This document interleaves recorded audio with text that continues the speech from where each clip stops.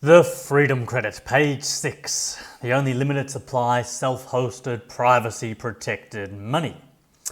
Why choose the Freedom Credit over fiat currency? We're going to be looking at a situation here showing how fiat inflates and Freedom Credit deflates, just using a hypothetical example comparing two cities. One which is Melbourne and the other one called Freedomville. And so let's say in 2025, 10 kilograms of steak costs $163 or 100 Freedom Credits in Melbourne. If in 5 years the price inflated to $250, then it would go from 100 Freedom Credits to 153 Freedom Credits. So psychologically that is going to be more appealing, as 153 is less than 250. They're different nominal values, but they're the same real or actual value and what they can be traded for, steak. In the second city, Freedomville, several markets have been using Freedom Credit. By several markets, I mean, let's say, fruit and vegetables, meat and eggs, different types of services, perhaps some other types of goods, different markets, because it's only ever going to appreciate in value and deflate when there are multiple markets actually trading with Freedom Credits. It won't happen if there's only one market accepting the currency. So from 2025 to 2030, 10 kilograms of steak is now only 85 Freedom Credits. It's deflated, meaning you need less money to buy the same thing. And that's working because of efficientomics and Freedom Credit being deflationary because it's capped. There's only a limited amount. The nominal value is less, and the real value, in contrast to Australian dollars, is also less. So in Melbourne, the price rose over those 5 years from 163 Australian dollars for 10 kilos of steak up to 250. And that's probably what would happen anyway, or what has been happening as well. So opposed to 85 Freedom Credits in Freedomville, where multiple markets have been trading and the prices nominally gone down, this 85 Freedom Credits is only $138. So that's a big difference. That's what is possible with the right money. And I think that's just fantastic. When people trade amongst each other using a currency like Freedom Credit, not only does it create stable value, it starts to lower the prices of everything because the money itself is appreciating. And so that's happening because the purchase price is fixed forever, it's locked. There's only a limited amount, so it has proper scarcity, and of efficientomics, which is technology and efficiency improvements dropping prices to the marginal cost of production. For instance, that's why Uber can be 3 times cheaper than taxis in some countries. I've experienced that. And it's awesome.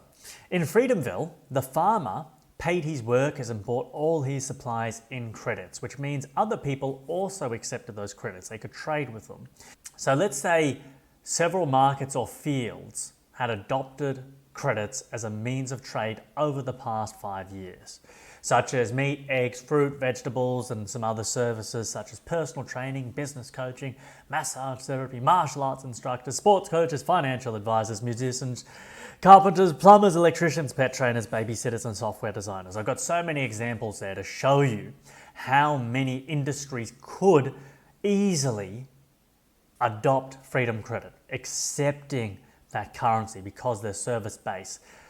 It's harder for material goods to actually accept Freedom Credits because they need so many other people to be able to accept them. But if you are service-based, or if you are directly responsible for creating your good, as in meat, fruit, vegetables, it's easier compared to wood and pottery and computers, which have a big reliance on so many other companies and people. So you start off with the easiest markets first. Because there are several markets who are accepting it, it means that whatever people earn in Freedom Credits, they can actually spend them. That's where other currencies fail, is that people accept and they get all these alternative credits or currencies, say for instance coin or barter card in Australia, But there's just not enough people who are accepting it, so they accumulate this currency, but then they can't spend it, so they want to stop accepting it, and then the currency fails. If only Bill the farmer sold an accepted stake for freedom credit, he wouldn't have anyone to trade with and would stop accepting and selling stake. But when multiple markets do it, the prices stabilize, and not just that, they will drop. The more people in markets which accept it, the better things get. More variety to spend means a greater willingness to accept them. Because if you accept freedom credits and all you can buy is just stake, well, there's only so much stake you can buy per month. You might not even like stake, so it's useless for you. But if you have the option to spend your money, your credits on steak, fruit, vegetables, eggs, pet trainers, personal training, all these different things, well, you're going to start accepting freedom credits in your business. The success of it depends upon multiple markets working with it at the same time for a long enough time to attract and convince other people of its real world practical value. So the value of money. Where does money get its objective value from? So there's lots of ways it does, from the different monetary characteristics and qualitative aspects it has. But in this section here, we're going to be looking at work, labor. So money is used as a measurement of what something we want is worth to us. And you most likely know all this stuff already, but it's good to refresh this in your mind and hear it from a different angle. Money isn't what we want, it's what we can exchange money for that we want. What we want has the real value. Money isn't intrinsically valuable, it's objectively valuable. As a medium of exchange, we believe has value. We believe money has value because we trust other people also believe it has value. We trade money to get what we really want and which has real value. The amount of money we'll trade for what we want is how valuable something is to us. If we want 10 kilos of steak more than 250 Australian dollars, that's how objectively valuable steak is. It's actually true that the steak is more valuable to us. That's why we willingly make the exchange. And the money is more valuable to the seller, and that's why they make the trade. Things get their objective value from how much we're willing to trade for. Value isn't subjective, as in detached from reality and only in your mind. No, the steak exists. You want it, and you're willing to pay money to get it. These are all facts, which make the steak objectively valued at $250. If the steak was priced at $25,000 for 10 kilos, well, no one's going to buy it then. And if no one buys something because it's priced inappropriately, too high, then it's not objectively worth that much. It's arbitrary at that point. So value is, what is value? It's that which one acts to gain or keep for the purpose of experiencing a benefit. And two, it's the importance or usefulness of something to someone. Essentially, we don't want to trade too much of our time or effort for something we believe is overpriced or subjectively valued or priced. The steak is subjectively valued or priced at $25K because the seller believes it's worth that much, but no one else does. Prices and monetary values only become objective and real when a trade occurs. Otherwise, it's nascent or arbitrary. Hasn't come into real-world fruition, hasn't been actualized. Without buyer and seller transactions, purchases and sales remain theoretical. Value isn't intrinsic either, as in valuable in of itself. Nothing is valuable in of itself, whether it's life, gold, trees, the environment, nothing. When determining the value of something, one must always ask, to whom and for what? For something to be valuable, there must be a valuer. If you were stranded on a desert island with no food or water, all the gold in the world won't save you. Try selling air to someone on the street and you'll get laughed at. When scuba diving, they'll pay a fortune. All value requires context. The same with all knowledge. This is what makes things objectively valuable. Context. Money is a tool that helps us to put a numerical value on the things we want to buy. As a unit of account, that's what money does. Or it's a value we ascribe to something we want to sell, so then we can trade that money for other things we value. We value money as a tool of trade because we have to earn it, and that's what makes everyone recognize its value. Except in the case of bankers, as they don't have to work for it. They just make it out of thin air. But for everyone else, we have to work for it. And work always takes some amount of time or effort. Much of money's true value is rooted in the labour required to earn it.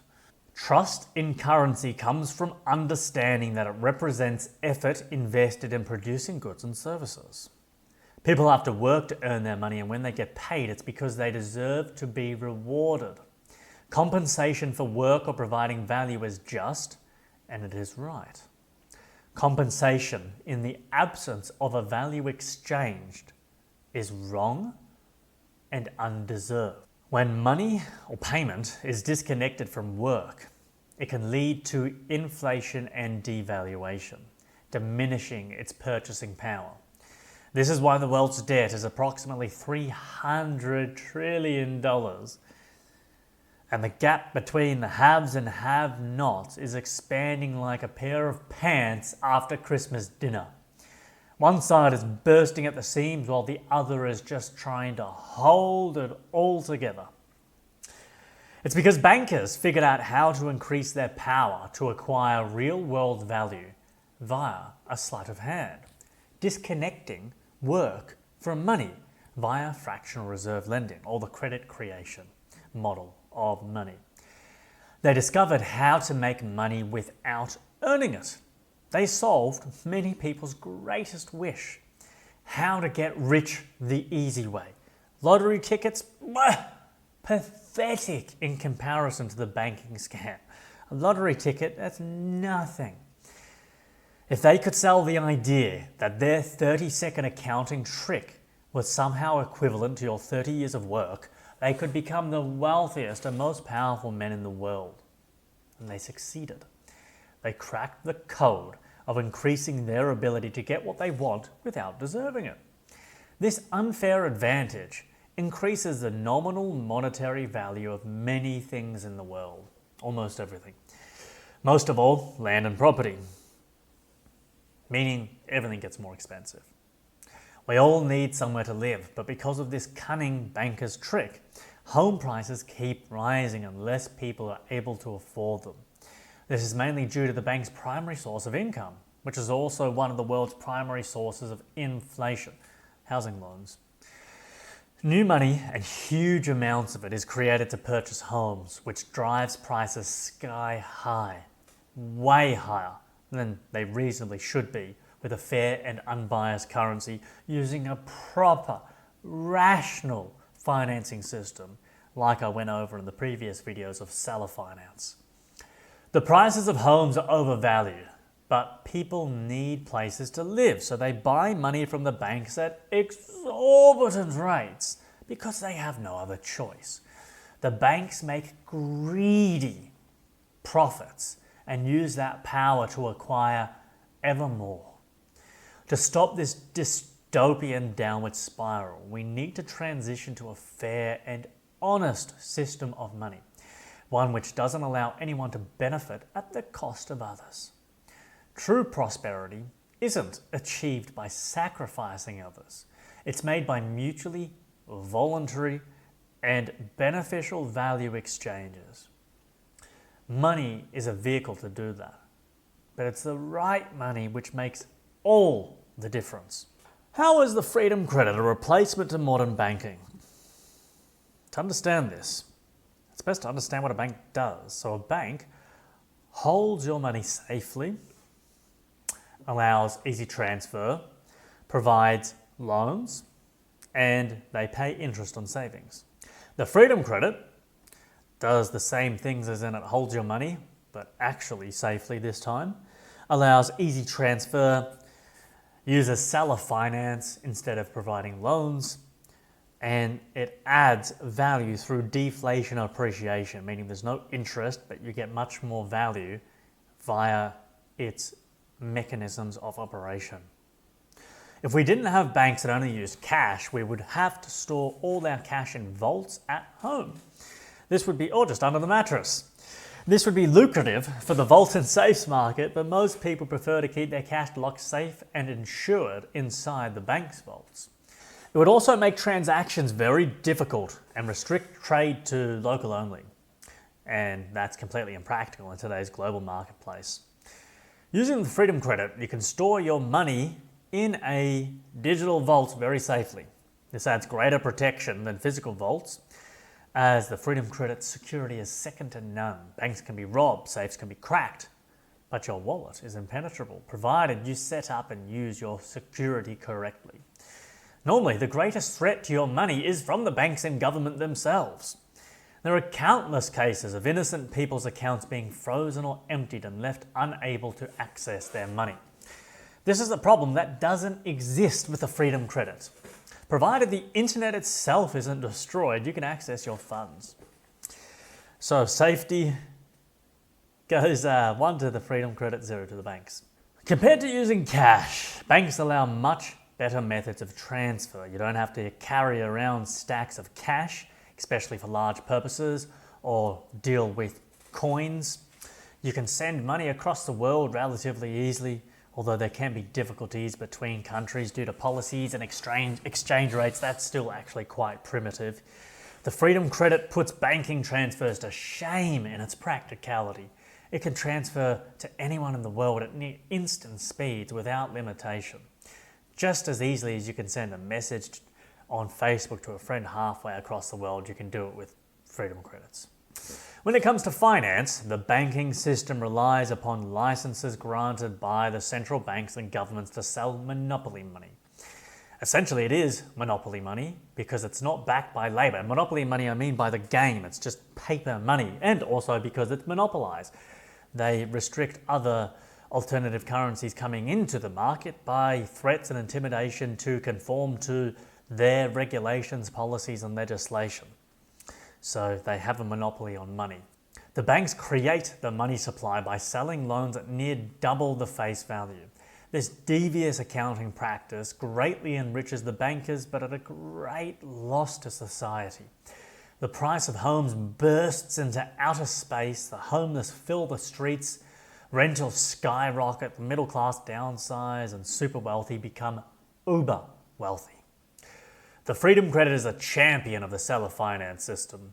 This way you can still benefit and borrow from your future self's earnings, but without the need of a middleman. Financing is peer-to-peer, far cheaper and more efficient. This allows for unprecedented economic growth with no booms and busts, ups and downs, bubbles and recessions. The answer to finance isn't really cheap loans or even 0% loans. It's rent-to-buy seller finance. That's the answer. We've had this idea all along. We just need to implement it. Banks pay interest on your savings to incentivize you to keep your cash in their custody. Whenever you deposit money into your account, you're actually transferring legal ownership to the banks. You're the one empowering banks as an unsecured creditor to inflate the money supply. And one way they tempt you to do this is with a couple % interest rate. Instead of offering interest, which typically only benefits the already super rich, the Freedom Credit works as a deflationary currency. As more people use it, it appreciates in value and your purchasing power increases.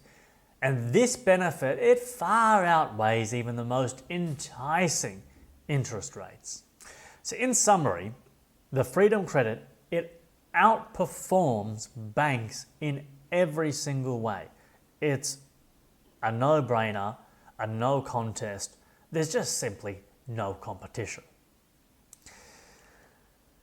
So that's the end of this video. In the next one, we're going to be looking at sending technicalities, some security in the private ledger, how that actually works. Preventing double spend, the original source or initial supply, and how that all fits into security. So I hope you enjoyed that video, and tune in for the next one, and I'll see you there. Bye-bye.